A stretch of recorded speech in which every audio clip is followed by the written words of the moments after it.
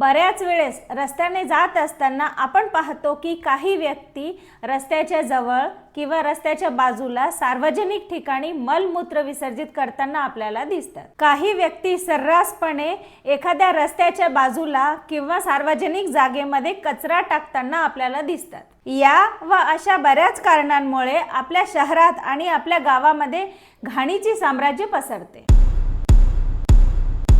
या सवयी आपल्या आरोग्यासाठी पण धोकादायक ठरतात। अशा परिस्थितीमध्ये कायद्याचे काही प्रावधान आहे का? कायदा काय म्हणतो? तर मित्र हो, मुंबई पोलीस अधिनियम 1951 च्या सेक्शन 115 मध्ये या गोष्टींचे प्रावधान दिलेले आहे। एखादी व्यक्ती असे कृत्य करताना आढळून आल्यास ती व्यक्ती सदरील अधिनियमाच्या सेक्शन 117 नुसार 1200 रुपयाच्या द्रव्य दंडास शिक्षेस पात्र असेल। त्यामुळे कोठेही मलमूत्र विसर्जित करताना आणि कचरा टाकताना कायद्याची जाण ठेवा आणि एक जागरूक नागरिक बना। व्हिडिओ आवडला असेल तर व्हिडिओला लाईक करा, जास्तीत जास्त शेअर करा आणि चॅनलला सबस्क्राईब करा।